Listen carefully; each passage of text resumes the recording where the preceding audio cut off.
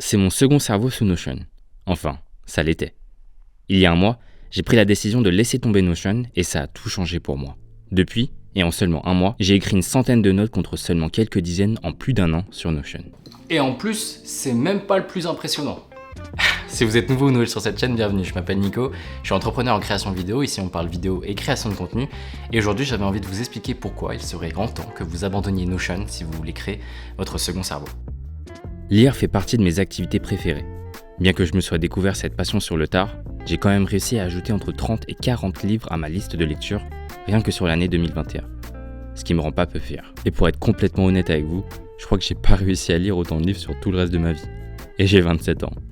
Et plus qu'aimer lire, j'aime le sentiment que ça procure d'emmagasiner des connaissances qui me seront utiles. Je suis tombé sous le charme des livres de non-fiction, biographie, développement personnel, marketing, business, et j'ai attaqué des listes de lecture de personnes que j'admire sur YouTube, et j'ai vraiment ce sentiment de me nourrir intellectuellement. Avec ma femme, on s'est même aménagé un coin lecture pour encore plus favoriser ce moment. Et il s'avère que ça en profite à d'autres. Néanmoins, quelque chose qui, au début, me chagrinait simplement, allait devenir une immense source de frustration. Au fur et à mesure que j'emmagasinais des connaissances, j'oubliais ce que j'avais appris juste avant. Alors que je pensais être productif en m'élevant intellectuellement, en vérité, je perdais mon temps. Je lisais, pour rien. Très rapidement, on m'a parlé d'une solution magique appelée second cerveau, dont le principe est assez simple. Pour chaque contenu consommé, qu'il soit lu, écouté ou visionné, on prend des notes, qu'on centralise dans un espace numérique unique afin de ne jamais perdre de traces. Simple, non ? Alors j'ai dégainé mes meilleurs surligneurs, pris mes meilleures notes et j'ai même créé des templates Notion pour optimiser le process. Voici ce que j'ai réussi à construire en un an.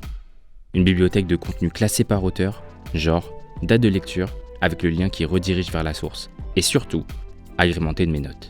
J'étais vraiment fier de ce que je bâtissais. J'avais réussi à réunir au même endroit, dans une même application, mon organisation et ma bibliothèque de contenu. Tout faisait sens, et j'avais l'impression, vous savez, d'être dans cette case de gens productifs qu'on admire sur YouTube. Mais ça a duré qu'un temps.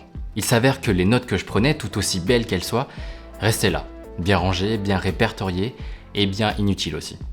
Alors que je pensais qu'avoir un second cerveau était magique, j'ai vite déchanté. Clairement, j'avais aucune raison valable de remettre le nez dans mes notes. Et même lorsqu'il s'agissait de créer une nouvelle vidéo, je repartais systématiquement de zéro. Ma bibliothèque de contenu a peu à peu perdu de sa magie, avant de finir aux oubliettes. L'histoire se répétait malgré moi. Alors que je pensais prendre des notes pour booster ma productivité, en vérité, je perdais mon temps. Je lisais, encore et toujours, pour rien. J'ai commencé à me dire que c'était simplement pas fait pour moi, que j'étais trop rêveur pour avoir et alimenter sérieusement un second cerveau. J'étais résigné au fait que décidément, j'aimais pas les process, pas très logique pour un ingénieur de formation, je vous l'accorde. Et si vous me connaissez un petit peu, vous savez que je lâche pas le morceau aussi facilement.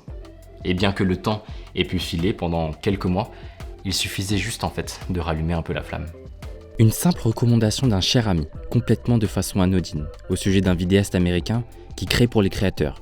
Ce vidéaste, c'est Paul Crone, qui réalise de superbes teasers vidéo pour les créateurs qui lancent des formations. Et parmi ces créateurs se trouve un certain Thiago Forte. Vous vous doutez bien de quoi Thiago Forte est expert. Hello and welcome. Depuis plus de 5 ans, Thiago Forte forme des entrepreneurs et créateurs pour leur apprendre à créer leur second cerveau. Il rédige des articles pépites sur son blog, a une chaîne YouTube qui regorge d'informations et surtout a écrit un livre, tout juste sorti en juin 2022, Building a Second Brain. J'étais là au bon endroit, au bon moment. Autant vous dire que je l'ai dévoré. Il n'a fallu que quelques jours pour que tout le contenu de Thiago Forte vienne embraser à nouveau mon envie de bâtir mon second cerveau. Il s'avère que les problèmes que je rencontrais venaient effectivement de moi, mais pas que. En fait, ce que j'ai appris et ce que j'ai compris, c'est que chaque créateur qui souhaite créer son second cerveau doit apprendre à se connaître dans un premier temps et ensuite choisir l'application en fonction.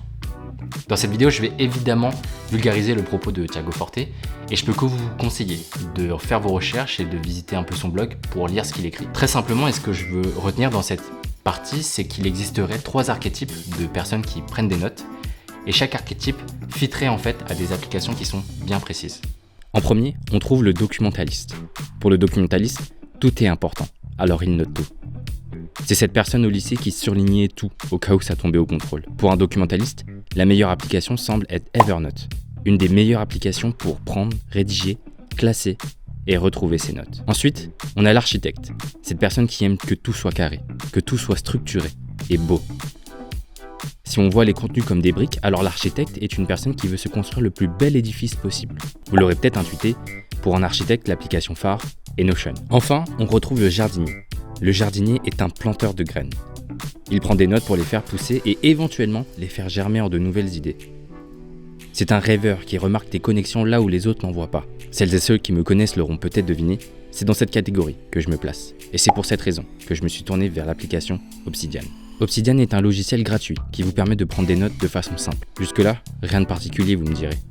Mais ce qui fait la beauté d'Obsidian, c'est la capacité de créer des liens entre vos notes. Chaque note devient alors un point d'un grand système interconnecté qui ne cesse de grandir au fur et à mesure que vous l'alimentez. C'était pas la première fois que j'entendais parler d'Obsidian. J'avais effectivement entendu parler d'Elliott Meunier qui passait quelquefois dans mon fil d'information.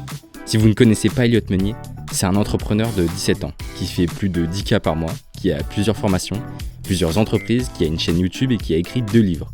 Bref, un monstre qui a, je le répète, 17 ans. Mais justement, en picorant son contenu à droite à gauche, j'avais le sentiment qu'Obsidian allait devenir super compliqué pour moi, mais je me trompais. Alors oui, Obsidian peut être très déroutant, et il m'a bien fallu 2-3 jours pour passer cette résistance parce que faut savoir que je suis allergique à tout ce qui ressemble de près ou de loin à du code.